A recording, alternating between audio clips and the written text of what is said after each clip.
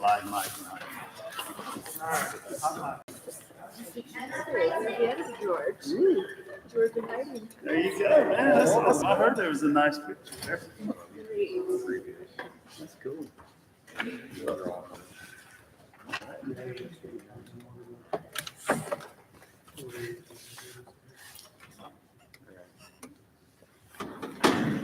going.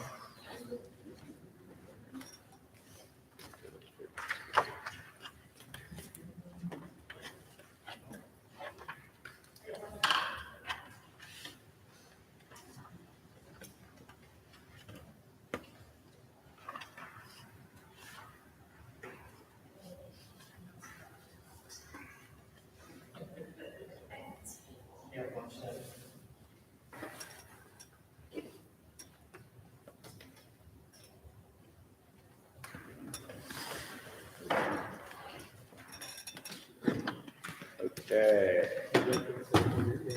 Got everybody here? Just as you go. So if you sit, pop up. Okay, let's go ahead and start this meeting. This is a monthly regular school board meeting for Garden Valley School District number 71. Today is Tuesday, November 8th, 2022, and it is 6 p.m. sharp. And we will go ahead and begin. And we should have the live stream up so everyone online can view. Okay. Okay. Let's go ahead and start out with roll call. If you are here, could you please state your names? George Simpson, aye. Kylie Peters. Vernon Pearson. Morris Morgan. And Ryan Williamson. Okay. First thing up, we would like to approve and adopt this agenda. Oh, I missed number 3. Let's please stand for the Pledge of Allegiance.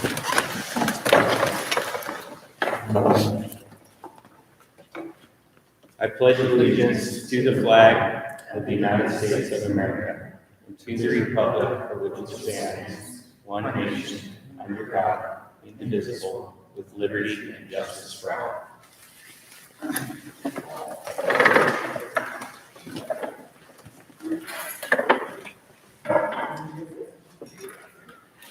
Okay, is there a motion here to approve and adopt the agenda? Mr. Chair, I move that we approve and adopt the agenda as written. All right, all in favor? Aye. Aye. All right. The agenda is adopted. All right, and then number 5, consent agenda. This covers approval of minutes, treasurer's report, and payments of bills and journal entries. Do I have a motion for approval of consent agenda? Mr. Chairman. Go ahead, George. Mr. Chairman, I move that we adopt the consent agenda as written. Second. All in favor? Aye. Aye. All right, consent agenda is adopted and that passes. Okay, moving right on to number 6 here, we've got reports. We should have a couple of reports tonight, both superintendent report and principal report. We'll go ahead and start out with the superintendent's report. Randy, what do you got for us?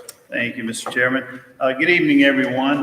Just a couple of things. You can refer to your packet, and you got an outline of my report here. But we have completed the first quarter of the school year. Our students, faculty, staff continue to adjust and settle in. We are seeing some good indications that we're turning the corner on some major initiatives this year, and especially with discipline and things of that nature. So we're really excited about that. Our 3 areas of focus, I remind you that we started at the beginning of the year: safety and well-being, developing positive relationships, and student achievement. So we continue to try and keep our efforts and things that we do focused on those 3 main areas. Recognitions for tonight. We have our cross-country team made it to state this year, which is a great accomplishment, so give them a hand. We have our cross-country coach, Michelle Ogle, if you will. Stand up, Michelle. Good job. Good job. And specifically, I would like for Mr. Jaden Robinson, who happens to be her son, by the way, it's a side note, to come up because he qualified and competed in the state cross-country meet. So we always like to recognize our students that make it to that state level. So if you'll come on up and just start on the end, shaking hands, and I'll give you a certificate when you get to the end.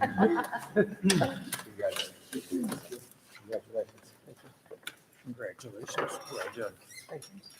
You guys did know we PR'd by almost a minute state too.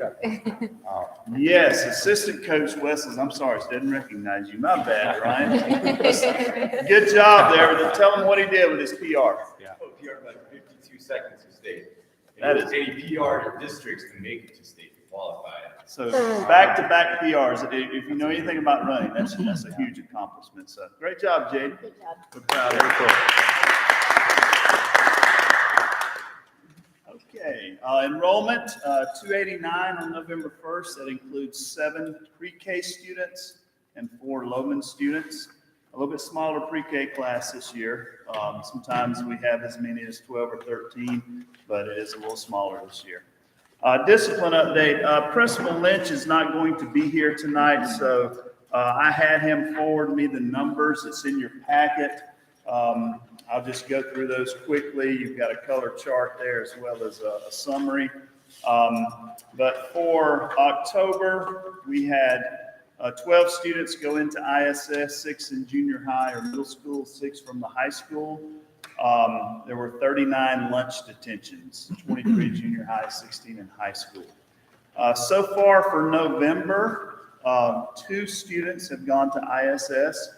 I kind of calculated that out for that run rate and what it would be for the month. We're on par to only have 6 go to ISS this month if we stay on that pace. So that's an indication that, again, we're making some headway there. And then 15 lunch detentions would put us on par for 41, which is about where we ran last month. And then he's got the totals for the year there at the bottom.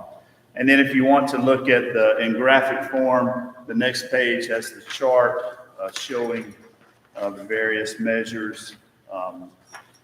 By week is the first chart, then by grade, by day. You got a little pie chart there breaking it down by level, and then the types of incidents, and then the incidents by day. So we're seeing some good headway with this, and we appreciate the efforts of our teachers. It's a joint effort. I mean, obviously, Principal Lynch has a focus on this, but the teachers are the ones that really make it happen on a day in, day out basis. So we're very proud of their efforts. All right. I want to give you, okay, go ahead, question. On the sheet that you read for that gave us the numbers of in-school suspension, there's a color chart at the back of it, and we have a different color chart in our packet, and the numbers are different. You may have week 11 in your packet, and then week 12 today, we printed out the latest numbers through today. So that would be the difference. So which one do we ignore? I would ignore the prior one and go with the latest and greatest. When he sent it to me, it was through today's number, so. All right. I want to give you an update on our strategic planning survey. We have had 132 total respondents. Just for reference, I had asked Lisa at ISBA what she thought would be an acceptable number for our size district. And she said somewhere around 80. If we could surpass the 80 mark, she thought that would be good. So we're at 132. Chairman Williamson and I had talked about maybe trying to shoot for 150, if I remember correctly from our conversation. We started on October 13th. We talked about running it for a month. So I just wanted to verify from the board tonight when you'd like for me to have her cut it off. So it's totally up to us. Yeah. When would 30 days fall? Pretty quick here, right? Yeah, next week. Next week. Yeah, well, I guess over the weekend, yeah, 13th, 14th. So, I mean, but we can go longer if you guys want to. It really doesn't matter. What, are they still coming in recently, or has it kind of trickled off? She didn't have any detail because she was headed to Coeur d'Alene to the Oh, conference, yeah. but she could give me a total. Also, could give me when I. That would be nice to know. Yeah, I mean, would we be able to find out if there's still some coming in or if it's kind of subsided at this point? It looks I like can, it's kind of wrapping it'll be up. next week before I can get with her, since she's at the conference. Yeah, and that's fine. We should let it run maybe 30 days anyways. So Okay. we'll let that elapse and then, let's check to see if it looks like it's kind of petered out, I guess. Okay. And if it looks like there's still some coming in, then, you We'll know, leave the it more up. data, the Okay, better. I'll verify that. Yeah. And I can update you next week at the special meeting we have. Okay. Okay, Yeah. and good. I was very proud of Idaho World. They put a whole article in the paper with the QR code for me. So, I think that helped because at one point we were around 80 something respondents and now we're up to 132. So I think that may have made a difference. One thing that if we can track is what source did we get most of our feedback from for just next time around? Yeah. So Was that one of the questions? I can't remember off the top of my head. It was, okay. hopefully we All should be able right, to yeah, track the source, yeah. we can slice and dice it, man. Yeah, That's good absolutely. info for next time, yeah. Okay. So clarity, Mhm. a decision will be made at the next, at the special meeting you're gonna have next week? Yeah, I can update the board next week and you can tell me when you want to shut it That down. will be on the agenda then? Yeah, can we have that in the special meeting, timing wise? Absolutely. I think That's it's no just reason that- an informational thing, yeah. Okay, but it'll wrap up before next Tuesday. It's this weekend, I think, when that 30 days would Right, elapse. right. So I'll get with her Monday. She should be back in the office. Okay. And our meeting's on Wednesday, so. Oh, is it? It's Wednesday. Yeah. All right, budget wise, we've got the audit report. The auditor will be connecting on the laptop here in a couple of minutes and he'll be doing his audit report tonight. And then legislative, I went to a legislative session on Friday with other superintendents in our region and in the area. Actually from across the state, some came in.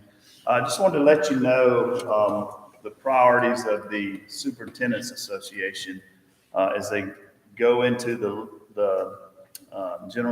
legislative session in January. When that starts, the legislature, state legislature is going to be looking at this extra money they have and how they're going to apportion it. They've already decided that it will go to education. They just got to, let us know how we can spend it.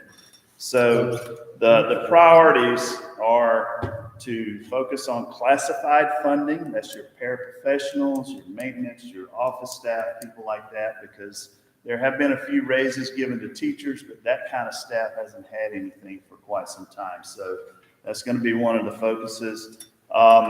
There's going to be a focus on remaining with enrollment as the basis for funding and not going back to average daily attendance. So that's one of the things they're going to focus on. They're going to focus on getting the legislature to use some of this excess money for building maintenance and construction. That's one of the things that costs district a lot of money is maintaining buildings and constructing new buildings. So they're trying to push more money that way for building maintenance. They're also going to renew their efforts to get all educators on the state insurance plan. What they did this year to get districts onto the plan was not enough. It was going to cost us an extra 100 and something thousand a year to move all of our people to the state insurance plan. So we remain with our old plan. They realize they're going to have to fund it a little better. So that's one of the focuses of the Superintendent Association. Also, they're focusing on them just giving us money from the fund for discretionary reasons. Let us use it as we best see fit at the local level. So we'll see how that goes, but they're going to be pushing that. And then they're also going to try to tackle some safety issues. Obviously, that's a countrywide issue with school safety, so they're going to hit that. But those are the main priorities from the legislative standpoint.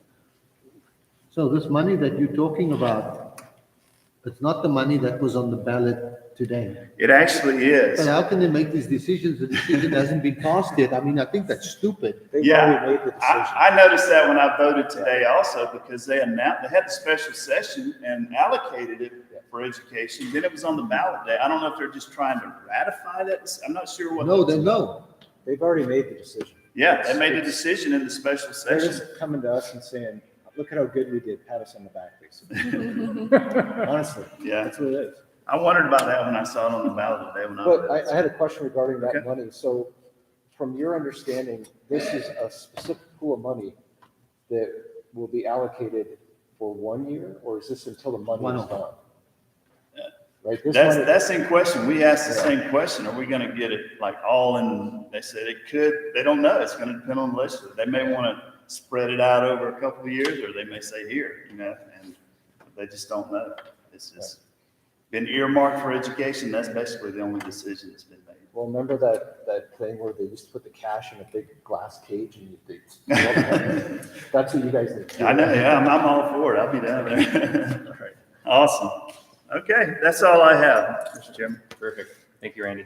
You are welcome.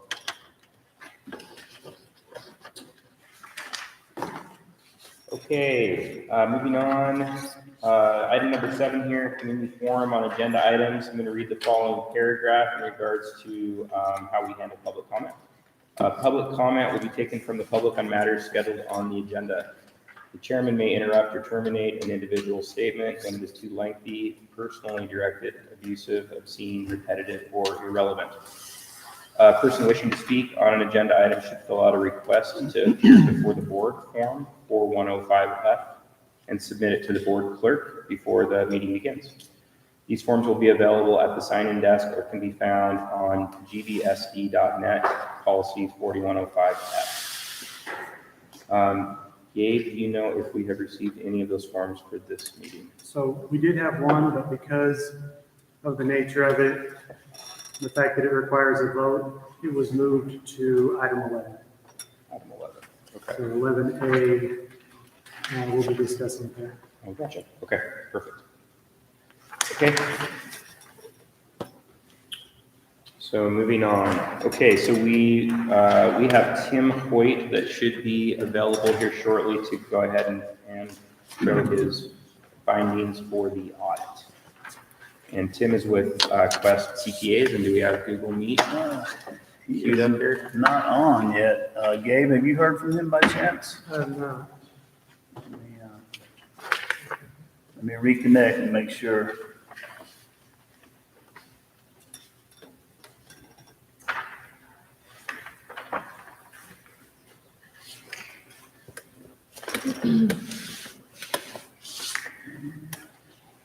He's saying he's having trouble with the link. Okay, let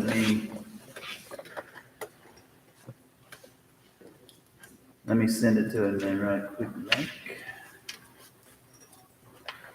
I don't know if I have his email.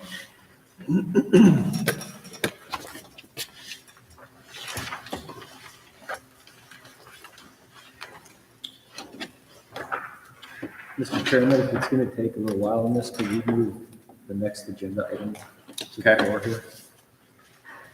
We'll give Randy a little bit here. And see what we- All right, I sent it to him again. Tell him I just emailed it to him. We'll try to give this a go here and see if it happens quick. Otherwise, we can bump it or something.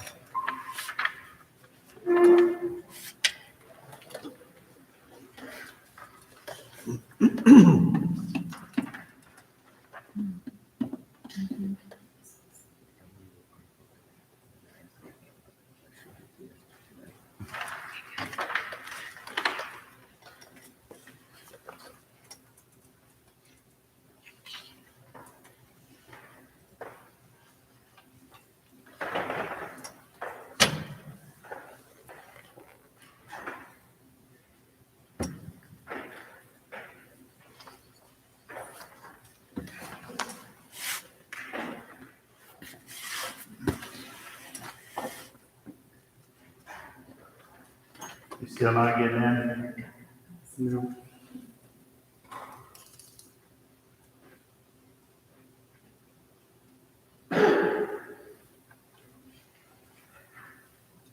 All right, so should we continue on, Randy, and we'll Sure, move back to this? Can you work kind of in parallel on Yeah, getting tell that him I'm connected? gonna send him a calendar item. Okay. Okay. So let's go ahead and move on from 8, and we'll loop back to that. We can get connected with Tim. Item 9 also goes with 8, so we'll loop back on that. Number 10, we've got a presentation tonight from Terry Tucker. Terry, do we have you? It says that in the meeting, he's asking to be read in. Yeah, Terry, I It's see in our your, packet. I see your layout here. We have it.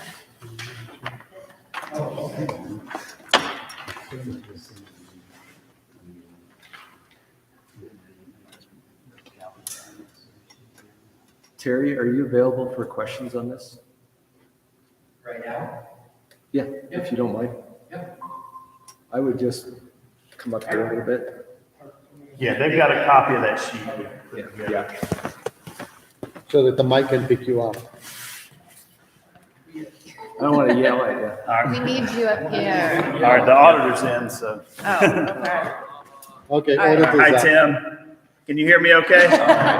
Terry, we'll come back. Sorry about that. Okay. Let me, speak a little bit. Let's make sure they can hear you. Hey, how's it sound? Everyone Yeah. good? Loud and clear. Okay, we're good. Perfect, sorry about that, yeah, that's what happened. All right. I was actually watching to live stream, but it's all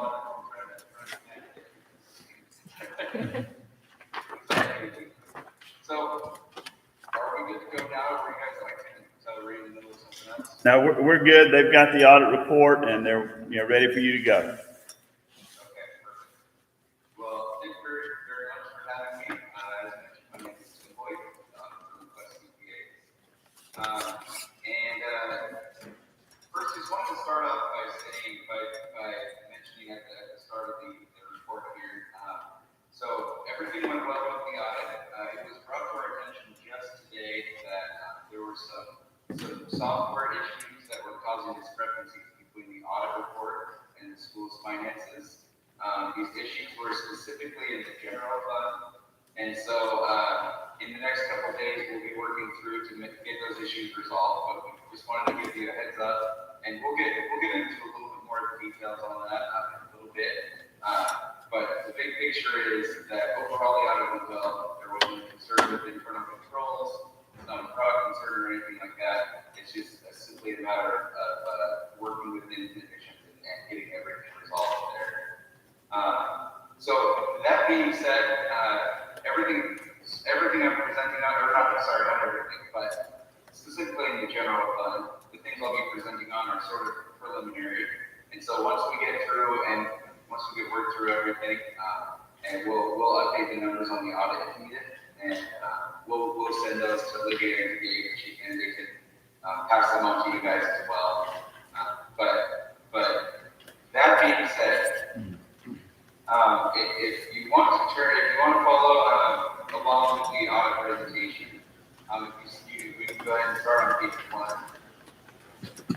I'll continue to present the audit just as we normally would, and like I said, I'll kind of specify the points that may change going forward. So first off, there are 3 audit reports that I want to briefly speak on.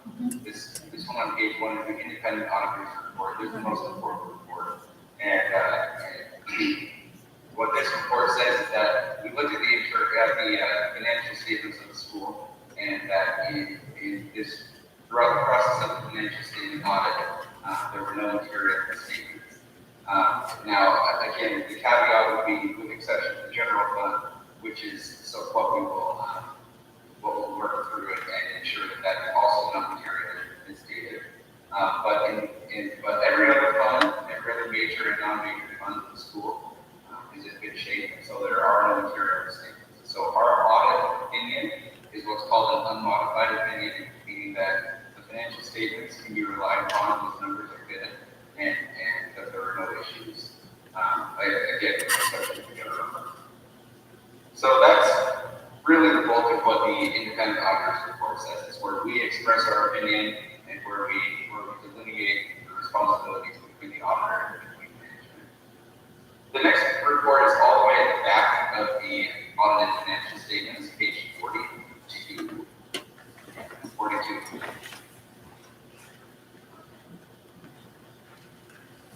So the report on page 42 is the auditor's report on internal control over financial reporting and on compliance.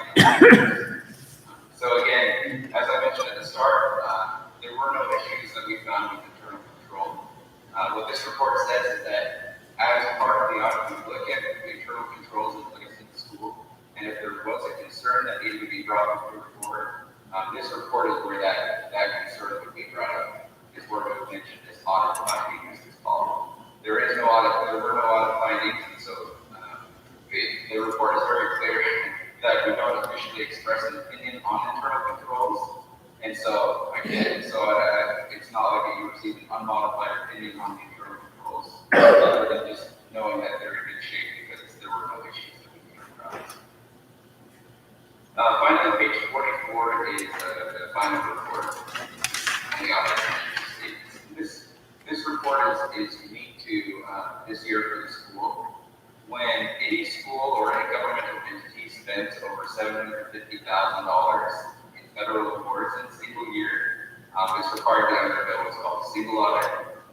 It just means that we do more documentation on our end, and we look at a few of the federal programs specifically and ensure that they're in compliance with the rules set out by the federal government. And so this report just says that of those major programs, they all received unmodified opinions, there were no issues, and with compliance or anything else with those major programs that we looked at. So everything is in good shape with the federal programs as well. Okay, so those are the three reports that we furnish as the auditors. If you'll go to page 10, that is where we will finish up this part of the presentation.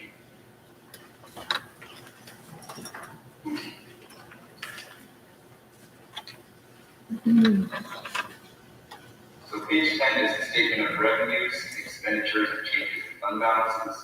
And think of it like an income statement. The top section shows the money that came into the school. The middle section shows all the expenses, all the money that left the school. And then the very bottom line shows our ending fund balances, broken down by each of these columns, which are major governmental funds. They're major funds for the school. And so, again, with the general fund, that ending fund balance of $553,000, as Gabe, Lydia, and Randy and I discussed over the funds earlier today, that number, we are not 100% certain that that is the ending fund balance. Fortunately, if it does change in election, just go up rather than down. So that's a good thing to be uncertain about.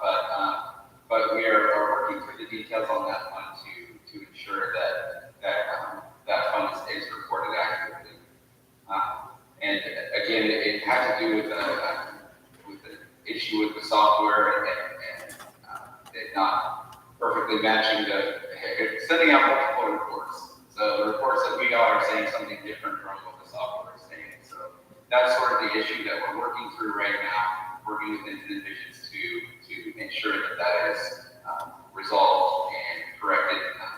And if the numbers do need to change, as I mentioned, we'll update the financial statements with that. That's all I really wanted to say on that.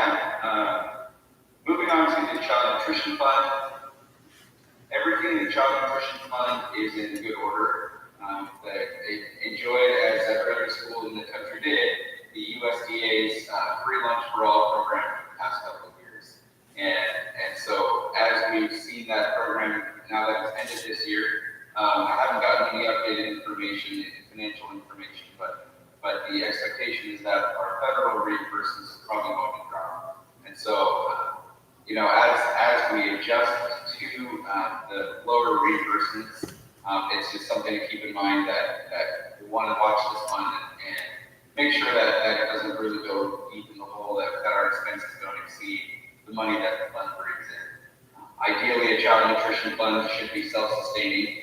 Now that being said, the ending fund balance, as you can see, is $150,000, which comes out to about 8 months worth of expenses. So the fund is actually honestly in a great spot, and so it's not an issue of concern in any way.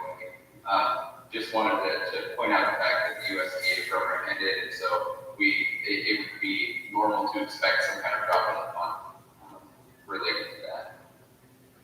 The bond R&I fund, as you know, this fund is specifically set aside to show tax revenue revenue and the payments for the bond, both principal and interest as required by the bondholders and bond trustees. And really the only thing mentioned with this fund, the ending fund balance of $1.5 million. It is enough to cover the next year's worth of payments, which is the biggest concern of this fund, is making sure that we have enough money there. Looking at the details, it's really close to actually covering about 2 years worth of payments. So the fund is in excellent shape and no issues of concern with that fund either. And if you'll turn the page to page 11, this is the final category we'll talk about is the non-major governmental funds, which that column is just a summary of all other funds that the school has, so all local or state or federal funds that are set aside for a specific purpose are summarized here. And they're all operating well, and no negative fund balances or anything else to be concerned with. And I did want to point out, as of June 30th, that there was, again, federal funds are summarized in this column. And the federal funds have, for the last couple of years, had COVID-related funding that has been sent to all the schools. And as of June 30th, as I said, there was about 313,000 left over in ESSER 2 and 3 million. So just wanted to point that out, that will also, that will help put the school in a better financial position as those funds are used for appropriate purposes. So again, some of that may have been spent by now, but as of June 30th, that's where the numbers were. And just wanted to put that out. Randy, I don't know if I covered everything you wanted to mention, but that really concludes everything I wanted to discuss. If you want to add anything to what I said, time is yours. Okay, thanks, Tim. Just on the general fund, as we went through the software, we spent a lot of time on that today, and we've been spending a lot of time on it. It appears that the general fund balance will be around 665. So, but again, tomorrow and over the next few days, we'll verify all these numbers with the software, and then he'll update us, if he needs to, with a new set of numbers. Right, Tim? Yep, that's correct. Hey, Tim or Randy, Go ahead. does it look like it was an error on the side of expenses or on the side of income for that general fund? We believe it was expenses, hero-related, mostly involved with kind of more technical accounting than I think anybody wants to go over. Okay, no, I'm good. I just wanted to ask that question. So basically, there was too much expense. Yeah. Too many expenses were added in that should not have been. Correct. And so while Tim's reporting the number 553, we think it's actually 665. About 111,000 more on the positive side for us. Okay, that's all I had. Thank you. And I'm good, Tim. I don't have anything else to add. I don't know if any other board members have questions. Okay, yeah, any questions specifically on this or anything else that we covered? Working on it. So will this be the final version of this report, or given this situation that's come up, will there be a new final version then? Right, in terms of us presenting, that's not as necessary, from the standpoint of the audit being complete or anything else like that. And even as far as like the board approving the audit, it doesn't necessarily need to be done tonight versus next when the audit's finished. Doesn't really make a difference in terms of from the audit. So this is what we're expecting to be the final presentation. Then, if the audit numbers are updated, we'll just go ahead and send Lydia a copy of the updated numbers to furnish to the board members. Okay. Are there any other unknowns that could pop up as you work through this last situation that could catch us off guard, or do we feel like we've already got a pretty good handle on it? I think we have a good handle on it. I'll let Dave and Randy weigh in if they feel differently about that. Yeah, we haven't found anything else that stands out. That's, this is one area with those expenses, and I think we're more solid now. And I will point out that all the other funds, they did match up perfectly, so there wasn't an issue, again, anywhere else except for the general fund, so. There shouldn't be any other unexpected circumstances. So should we wait? Yeah, I guess my dilemma here a little bit is is it appropriate for us to hold a vote tonight, or is that jumping the gun a little bit if we're not done? I'm okay with waiting until the next meeting because then we'll have the final numbers. Yeah, can we bump this vote to the special meeting next week? That's certainly fine with me. And Tim, when you get the final numbers, if you can just provide it to us in, in written form, that way I can present that to the board for their final approval. Yep. That'd be great. Question for board members. So our only question is on page 1011. So if we move this to another meeting, all we need to see is page 10.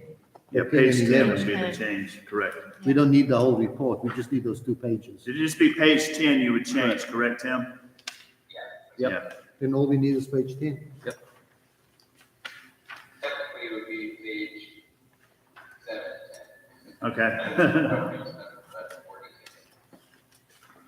I think we should just defer the decision to next week since we're meeting anyways. I'll say there's absolutely nothing wrong with deferring it. Honestly, we have some schools that don't even officially vote on approving or not approving the audit. I'm not sure that the state is too concerned by it, and we as the auditors aren't concerned by it either. So, the most important thing on our end is getting the rough letter signed, because we get kind of the audit away, so. Okay. So, Randy, what was it? we're good with. All right, thanks, Tim. Randy, wasn't there some timing that was impacted by this? They already have the report at the state. They just needed it before the 10th, so we've already provided that to them. We're covered on that? Yeah, we're good there. We Okay. talked to Julie today at the state, Julie Oberly, who's the director of finance. and she Okay, was so we're fine. good on that piece. So We're we're good on not that piece. holding them up. in No, any way. not at all. Okay. So, this can be on next month's agenda. We'll be fine. Okay. So let's go ahead and defer this just to our meeting next Wednesday night. And we should That's have the final then. just Yeah, let's for just have due Gabe diligence move it to it'll be Okay. old business, I guess, in the next month's agenda. Okay. Yeah, do we want to motion that, just that, rather than taking a vote, we're gonna kind of punt for next week? Mr. Chair, I make a motion that we postpone the approval of the audit until our next board meeting. Perfect. Second. All right, all in favor? Aye. Aye. All right. This will be postponed Okay. to our special meeting next Wednesday. Tim, thank you so much. Thank you, Tim. Absolutely, thank you for giving me the time, and apologize for the final numbers tonight. It's all good. Thank you. Y'all have a great night. Have a good rest of your meeting. You too. Bye-bye.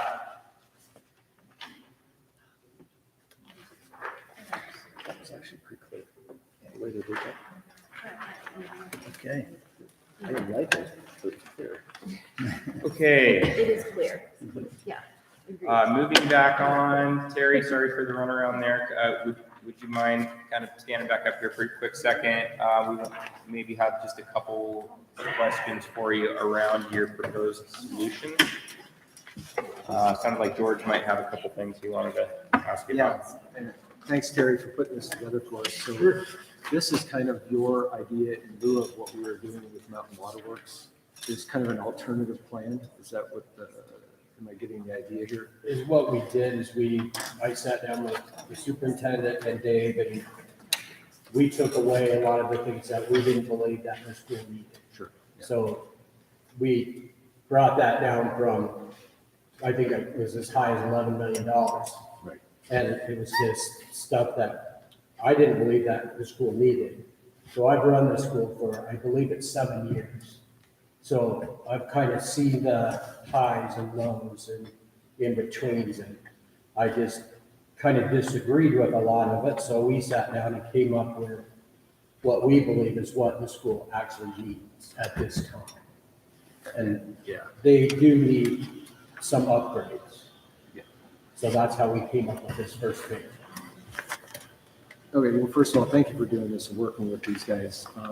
So based on our current daily usage, are we metered currently in the school? We are. Okay, and it's a variable speed pump, right?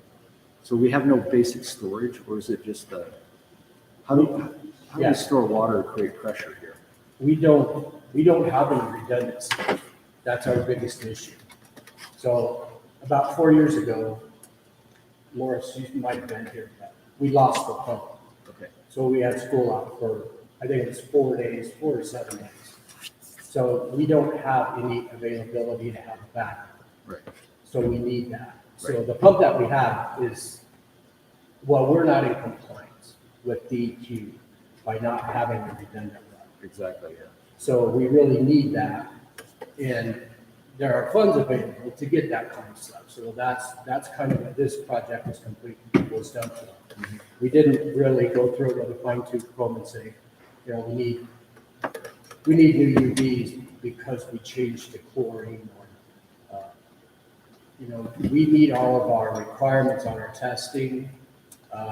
I don't believe of any violations that we've had for quite a while now. So we meet all of our MCLs. We have an issue with lead and copper in the school. And one of the biggest issues with that is we test in a time, DEQ requires us to test in June, and there's no school in June. And the school is built out of copper pipe. It's impossible to pass a lead and copper test when you have stagnant copper water. So we're fighting with them right now on that. We're trying to get that changed. But in the meantime, DEQ looks at this. We just did a sanitary survey here at school last year, and this came up quite a bit on how we're going to change things. And one of the things we need to do really bad is we use soda ash to control the pH. So the pH coming out of the well is at like 7.8, and we need that to be at 7.5. So we come up with a formula and we inject soda ash into the system, bring that down. But when the school's not operating, and the school only operates 4 days a week. So when the school's not operating and water's being used, we're still injecting soda ash. So we need to figure out how we can bring that down. The pump room out there is full.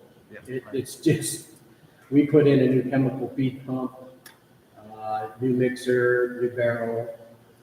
We did a bunch of piping work, trying to alleviate some leaks and some other stuff. And it's just too small to have as much going on in there as it has. Terry, can I pause you there? So when we're injecting the chemical into the water, is this right down there at that well station? Yeah, So any water that goes on a ball field? no, Okay, so it's post there. yeah. So you have a separate cutoff for I do. the, okay. So the VFD, when the VFD turns on, it recognizes the switch over on the wall that's either pond or not pond. It either says irrigation or drinking water. Okay. So we leave it on drinking water. So it always, the VFD turns on, it turns the chemical feed on. It is not injecting soda ash into the irrigation. And you're saying that you're trying to bring the pH up, right? So we got to get it from a lower number to a higher number. We got to bring it from a higher number to a lower number. Really? Yeah. Huh. Neutral 7.5. It's too caustic then? Yes, It's not acidic, it's caustic. correct. Okay, wow. Yeah. That's the opposite problem I have with one other water thing I deal with, but it's interesting. Okay. Are there any filtration options? There are a lot of filtration options, none of them good for the school. Really? And the reason for that is there's no level flow. A good example is probably like Terrace Lakes. We use nothing but chlorine and blended phosphate. But due to the fact that we can run consistent numbers throughout the day, it works. So ultraviolet's one way to go. Ultraviolet's expensive. It's high maintenance. We have them in a sewer plant out here, and it's expensive. It's just a high maintenance, it's just not good. Soda ash is cheap. I think it's about $4 a bag, a 50-pound bag.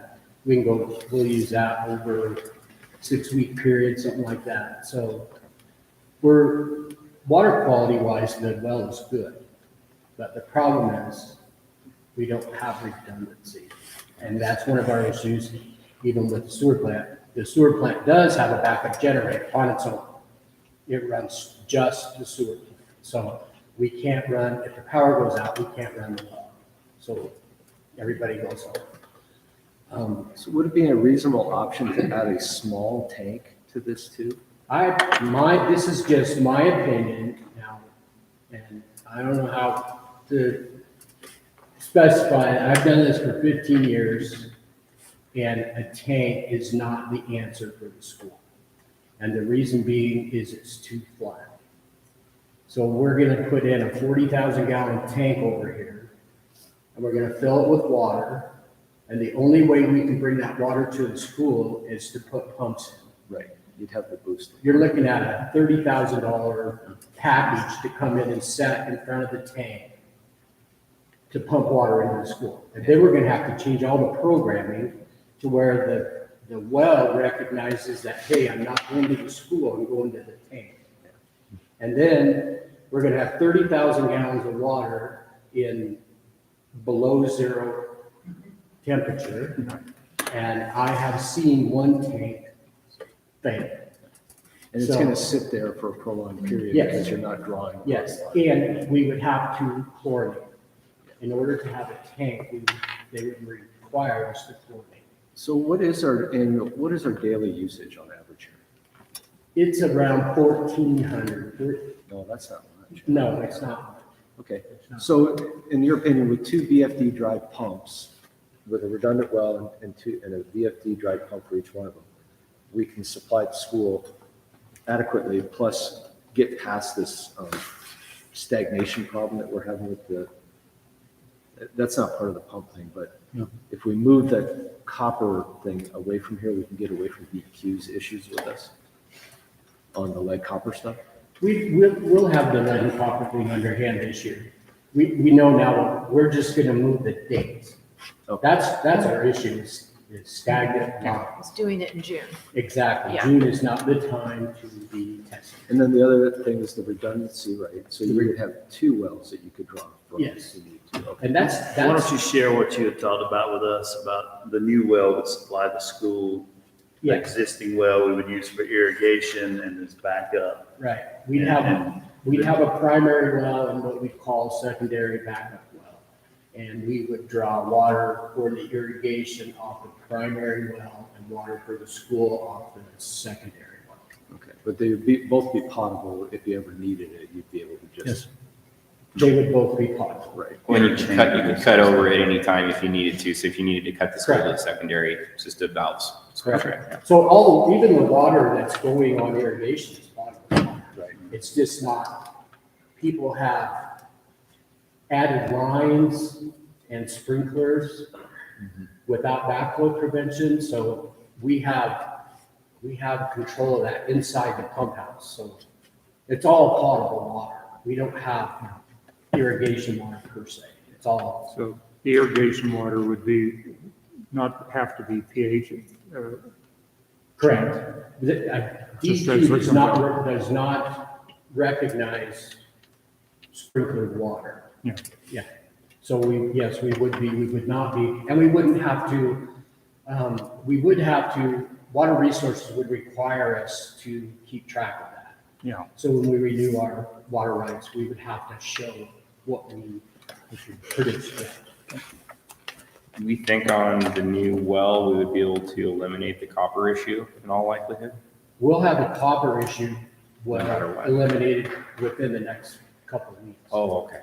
Now, I've already sent in, when they do the sanitary survey, there's some paperwork that I have to fill out, George knows what they are, but I have to fill them out. And I sent it in that we would have that alleviated by November 15th.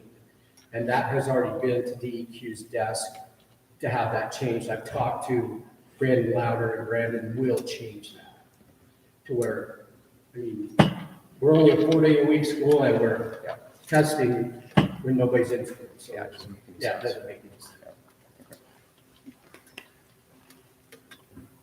And then the other stuff for the wastewater plant is pretty simple. Our program is terrible. And I'm the one that recommended it 4 years ago, and it was a bad deal. We went cheap instead of efficient, I guess is what we did, it's a cloud system, and when the weather's bad or when it's cloudy, it doesn't work. And every time it shuts down the plant. So when it shuts down the plant, then it reboots, goes back into the cloud, everything, but it starts all over. So it's kind of a bad deal. So the programming is the big thing at the sewer plant that really needs done. We believe that with 400 kids in school, that we were gonna exceed our maximum gallons per day, but it doesn't, at this time, we have not exceeded that by a long shot. We can do about 4,700 gallons a day through the school.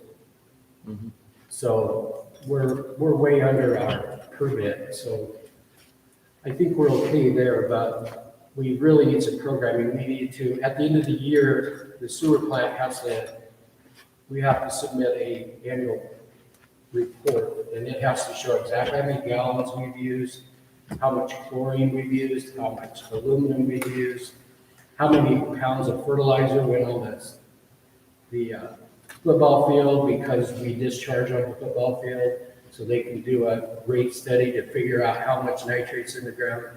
So by changing our programming, we could actually have all that on a screen in the plant.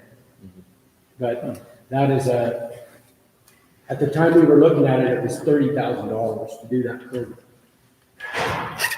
But I'm sure it's more than that now, but it is something that is probably pretty important to have, so we have history. We don't have. I think that was one of the Mountain Water Works recommendations also, was to upgrade their computer program that he's talking Yeah, about. I think everything, even what we're talking about here was all part of Mountain Water Works, their efficiencies, I guess you want to call them, but it was all in there. We just took a lot of it out that really didn't make sense. So for wastewater, on the levels, you're monitoring those over time, right? Every day. Okay, and if we were gonna graph that and kind of see usage, or where are we at? Are we holding dead even? Are we dropping? Are we No, going up a little bit, or- we're consistent with the last 2 years, previous 2 years compared to this year are pretty much the same. Even with the population increase, it's still pretty much the same. Okay. And I've been to some classes that they talk about schools. They want to base it on 180 gallons per student per day. That doesn't include the kitchen or the faculty or any of that. And they've done a lot of studies on that, and kids don't normally use the restroom at the school. And having 5 kids to take care of, I've noticed that, because when they all get home, first place they go. So I think I know what Mountain Water Works was trying to do when they did this study. I mean, they were trying to bond for enough money to make sure we could do it all, but I'm just not sure that we need to do it all. Right. So, Well, it's built on an extrapolation that has baked in a certain arc, and so far, we're not actually seeing the real world data pan out with that extrapolation so far. That's interesting to me. I mean, it should be noted, right? I think it was based on 2020 and 2021 Yeah. numbers. Yeah. Which COVID were an growth. anomaly. Yeah, we had an outlier, which was COVID, Uh-huh. and everyone rushed to enroll up here. And, Yeah. but so those numbers were utilized as part of the extrapolation, which probably they should not have been. right. Yeah. Well, and I think the numbers are a little bit more than they were, but I think they might have been exaggerated to an extent. Yeah. Another thing we need. They followed the arc. Yeah, it was quite a bit Absolutely. higher. Yeah. Absolutely, yeah. So We're trying to get a generator too, because if we lose power, we don't have water. Yeah. There's been a lot of talk about, is the school a safe haven for Boise County? If the school is a safe haven for Boise County, on paper, FEMA will supply that generator. But I have not seen that document yet. Yeah, that's the reason it's on the agenda tonight, because the county cannot find any documentation that we are officially a safe haven. So they need us to tell them we will be one, volunteer to make this a safe haven for them to get that process rolling. The school board approved that 3 or 4 years ago. Vicky was the super at the time. Chandler, when the school board voted and approved that, yes. Was there any paperwork ever signed by the school? Yeah, we couldn't find anything. Because my last email from Premier Richardson, the emergency, Fulton County Emergency Planner, said that very thing. The Red Cross said we were approved a while back, and forms or application letter was sent to be signed, and she never received it. They never received it back. Is That was this, the last email I was. is this something we can dig into to find out? I mean, we've been searching, we Yeah. can't find anything in the records anywhere. Okay. So my last conversation with her was, well, can you provide us with what the requirements are, expectations are for us to meet that? And yes, we would. And she even said her and the local Red Cross representative would be happy to come to a school board meeting and present, what would be required and answer your questions. Can we set that up? Well, I mean, according to Morris, it's already been approved by the board. Well- If Right, I can but find no- that in the minutes, then I can Okay. contact them. We can't find it in the minutes. We're behind the 8 ball. Let's just start the process again. Have them come up and just do the whole thing. That's gonna be a lot easier. I'd like to know the details anyway. Then we got paper trail. But that's, okay, that's, What I'm saying is, I don't know that we need a presentation from them. All they need from us is our willingness to be a safe haven. Well, I'd like to understand what there's always details that go along with that. Okay. So if we sign up to be a safe because it's a haven, new ball. then it gives them access to our Well, campus and what. Dave is and I will access have them like, come so- up, we'll try for the December meeting. Yeah. Have them here for that, okay? Hey, Terry, regardless of whether we get this approved, isn't it a DEQ requirement that we have backup power for our water here? I know that It is not. it's not, Because we closed the You school. know what, I probably shouldn't say that so boldly. I thought, I run a lot of water systems that don't have backup generators, and they've never come up on a sanitary Yeah. survey, so I would have to say the answer to that's no. But the school's a little different. because of this. Yeah. And that's, I was, when we were talking about this, I was a little dumbfounded that Bob Showalter told everybody he had a generator in the back of his pickup, per se, and was gonna bring it over. We never saw it. I just can't believe that FEMA or USDA wouldn't supply that generator for school. So I think that needs looked into a little bit more. One other thing I'd like to say is there's been a little bit of talk about, we tried to do a regionalization here about, it's been 5 to 6 years ago. We were gonna bring a sewer line and water line from Southport all the way up the highway into town, halfway to Canada, across to Mexico. It was quite an elaborate deal, and it failed drastically. So, Southport Landing, I manage Southport Landing. And Southport Landing has a 48,000 gallon per day sewer plant that was built in 2008. And it's a $5 million plant in 2008, so that's about a $20 million plant today. There was talk about possibly connecting, due to the fact, I met with Linda and Corey about that issue. And I told them that I didn't believe that was probably a very good idea for them to do that, nor do I believe it's a very good idea for the school. If there's a problem, you have to cross a river or you cross the bridge. When they built that bridge was built for a pipe. So you could run a pipe across it, but dollar-wise, I don't think that's fine. Yeah, well, with these numbers here, I mean, Can we, we're only using 5 gallons per day per student, essentially, with these numbers. So these have got to be extremely outside the norm, right? Well, Yeah. I mean, we don't have a pool here, like some schools have a pool where you gotta shower and you gotta do stuff like that, so I'm sure that's why these numbers are lower. But it seems like with what you've told us already, and with our capability of our plant now, we should be good for quite a few years unless something dramatic changes here. Well, your plants, when was the school built? 9. So this, the sewer plant is 13 years old. That being said, in the first 2 years that that plant was built, it popped out of the ground. And there was one other, the sand filter broke in it. So that was repaired. That was not replaced, that was repaired. So, I don't know what the life is of this sewer plant. Yeah. But I think it's close. I mean, they're fiberglass tanks, they're strapped down with webbing, the tanks that are in the ground.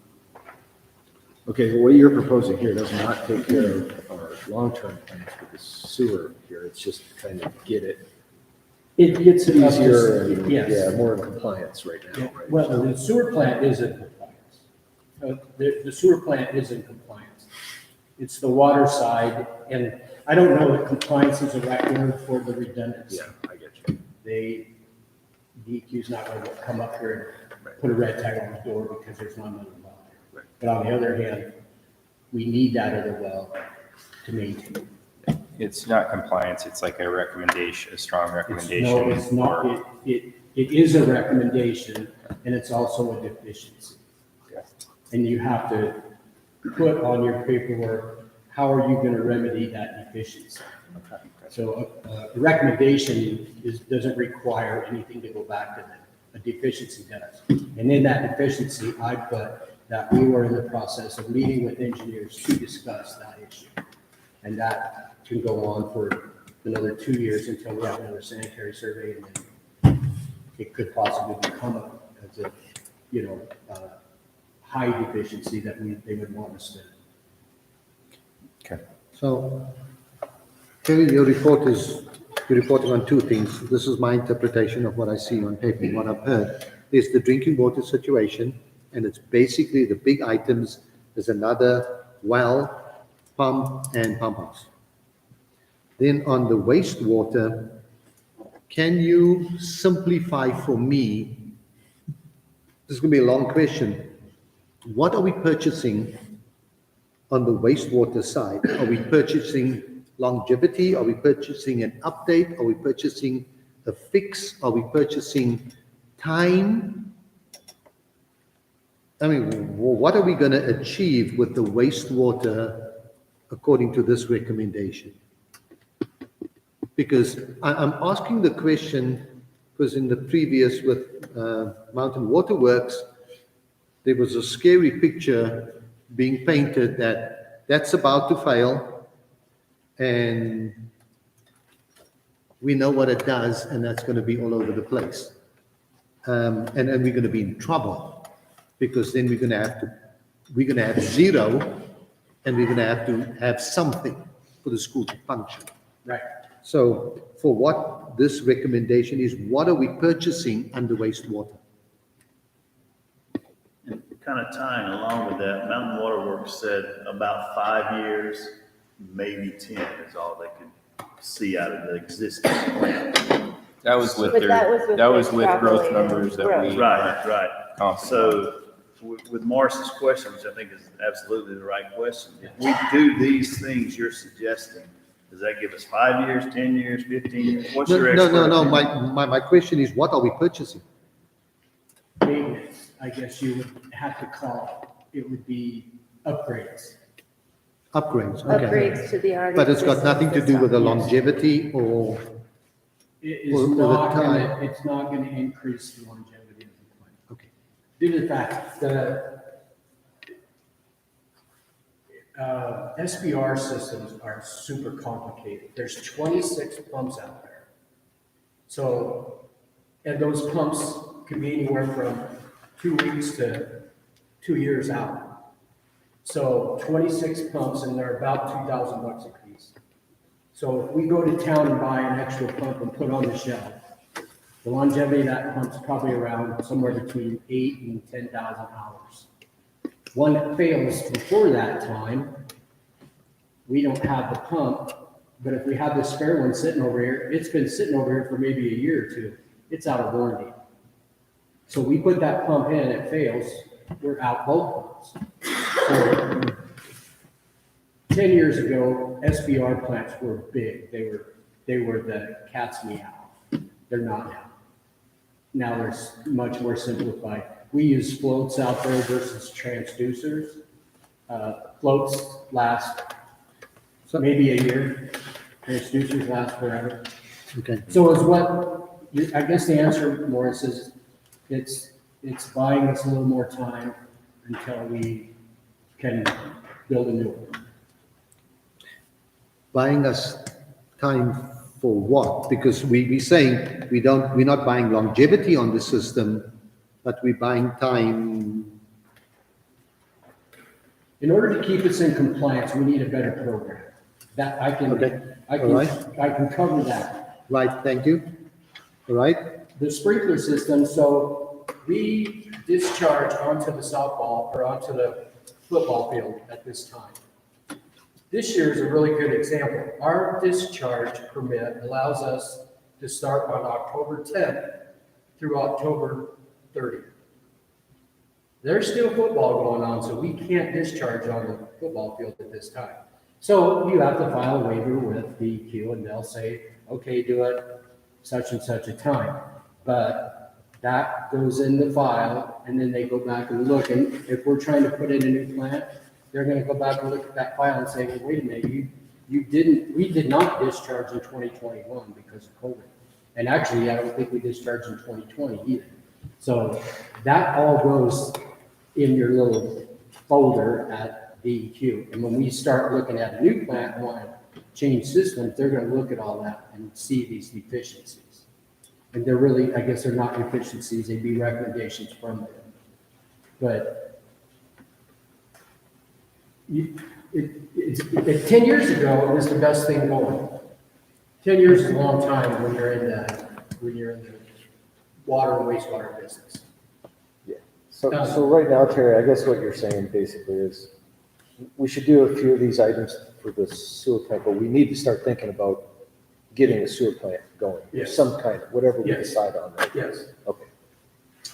This will help with DEQ's issues with us a little bit, like a stopgap kind of thing. But in the end, we're gonna need a new sewer plant. Yes. Yes. And So in your expert opinion, when will we need a new sewer plant? because Because that's the real question. I mean, No. I think it is, because Mountain Water Works says you got maybe 5 years and then you gotta have a new plant. But I'm that wondering was- what his opinion is as the guy that runs our existing plant. How many more years do we have? Well, I don't have a magic wand. So I deal with pumps a lot too, and when you got this many moving parts in the system, I totally get the idea that you could nickel and dime yourself to death on this plant. Sure, If we sure. try to let it run out that 10-year period, or whatever it is, we could just destroy ourselves with maintenance costs, Yeah. but still have the plant. Sure, sure. Right? So Yeah. it's kind of a balance there, I think, we need to come up with. Can I say too, one thing that did factor into all this is, again, this is all going to have to be presented to the public as a bond measure. And are we going to go to them and say we need $5 million, $11 million? Because you probably pretty much know what's happening. Yeah. So it was a matter of trying to put things together that is going to help. I don't know, longevity or whatever, but it's gonna help, and we're going to be able to go to them and with a whole lot less, money that hopefully will be approved. Yep. And I think a lot of it is, you're gonna be up against the gun with DEQ if you don't get something done with the law. And you don't want that down your throat. Once they get their hands in it, they won't let go, and then it will lead to a lot more. As far as the wastewater goes, you can skate as long as you want, I guess. So Terry, you said there are 26 $2,000 pumps out there? Yep. How many of them have been replaced in the 13 years plant's been in operation?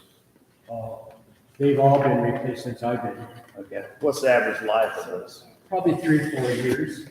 Okay. Think about where they're sitting. Okay. And it only, a screw can come loose, something like that, and then once water gets in them, then they are shut. Right. So, and another thing, the program that we have doesn't allow, we can log hours, but we can't log history. So if we miss going to the plant one day, we don't know if that pump failed. So history is the big thing in the programming.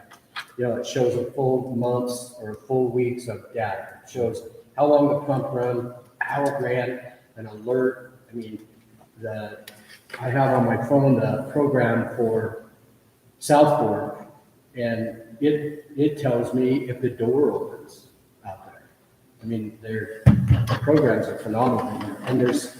So, yeah, I mean, I think we all agree we've got to update the programming, but to me, the real issue is the plant itself. I mean, even if we update the programming, that's not going to add years to the plant, is what You're I'm right, hearing. you're right. And I think that's a decision that has to be made. Because Mountain Waterworks is proposing their very expensive solution by building a new plant that will last many years into the future. One of the Okay, things- do we do that, or do we continue to put Band-Aids on what's there? I mean, that's the question.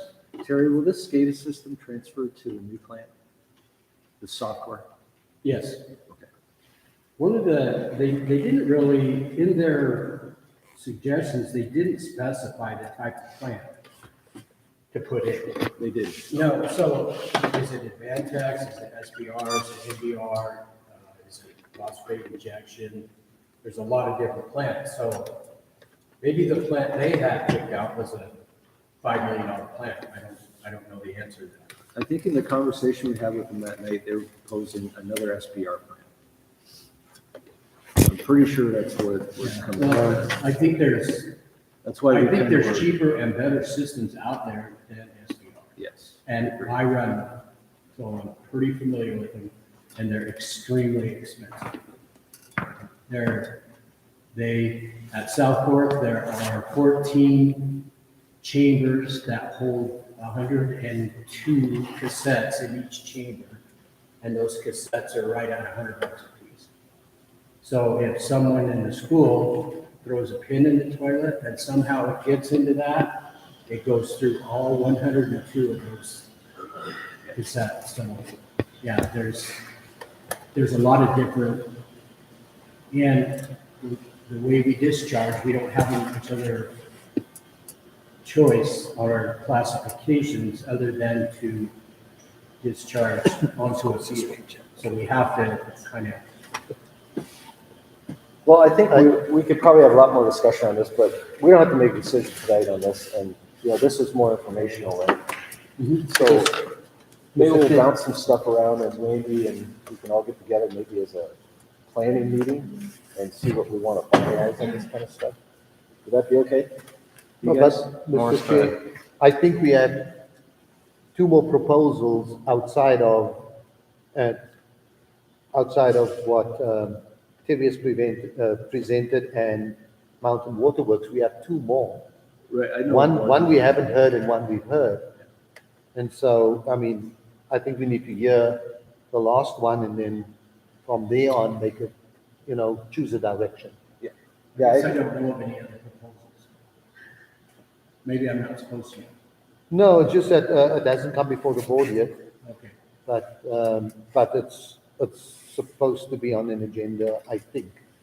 Okay. I mean, I know the one proposal that was presented in our strategic planning session. I don't know about the other one. George, is it possible that you and Terry might Yeah, that actually. benefit from getting together? Because Yeah. this seems to be your wheelhouse a little bit, and I think you know a lot of the right questions to ask. So maybe you could kind of have a one-on-one with him and then come back and make some referrals or Yeah, Terry, provide that's more of okay. some output. You and I can Yeah. get on the- Would that be okay? Yeah. Okay. All right. Okay, anyone have anything else on that, Ed? Okay. Thank you. Terry, thank you very much. Thank you, Terry.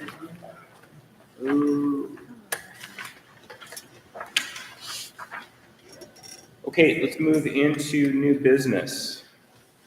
First item up, discuss and possibly approve updates to the travel club trip to Germany. I think Ryan Wessels is here tonight and has some items here he wants to bring up. I know most of you, Ryan Wessels, I'm the social studies teacher here and travel club advisor. So I'm hoping that you can vote and approve a trip to Germany this year over spring break. You voted and approved a trip to Germany pre-COVID, and that is You said approve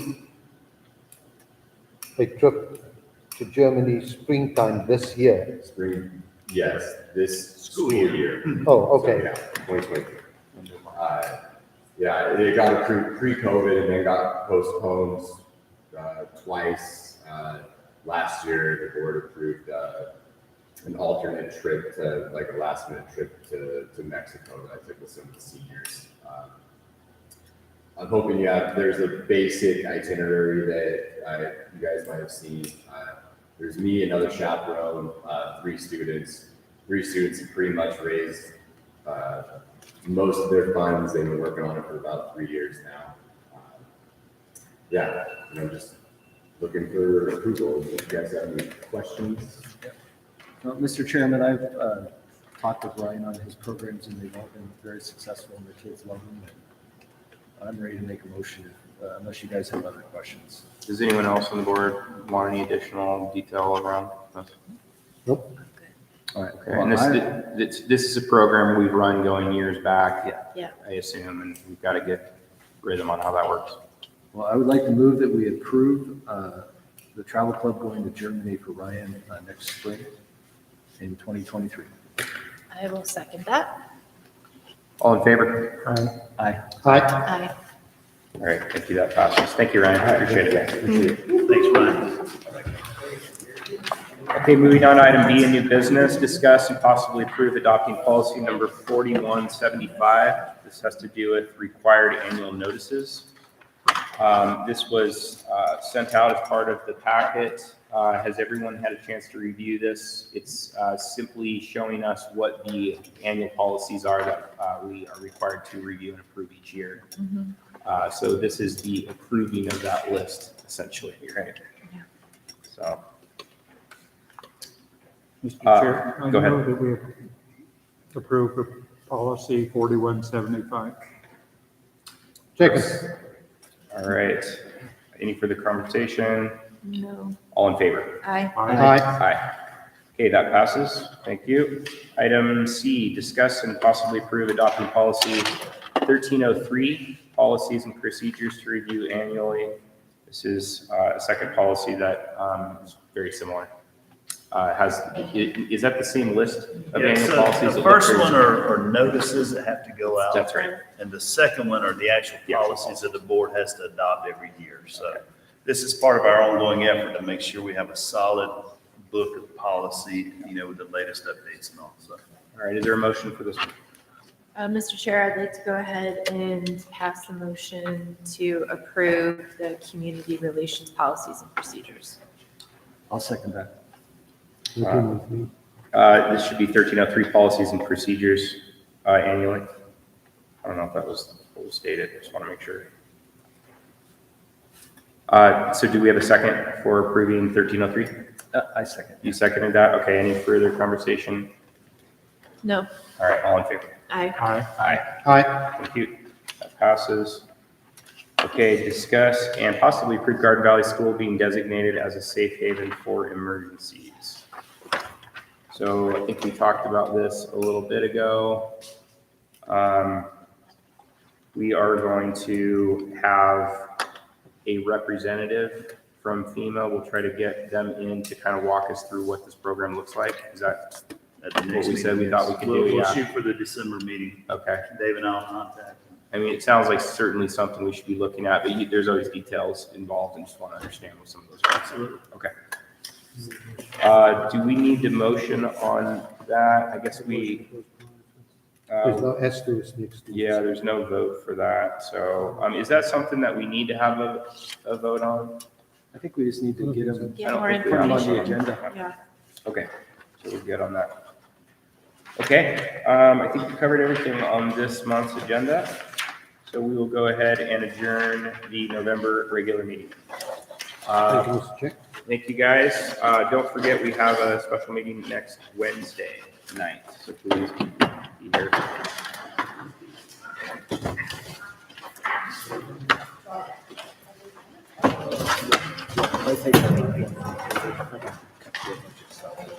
I know where it's getting. We just need to find. Okay. Thank you. Appreciate it. Gosh, there's always been. Sounds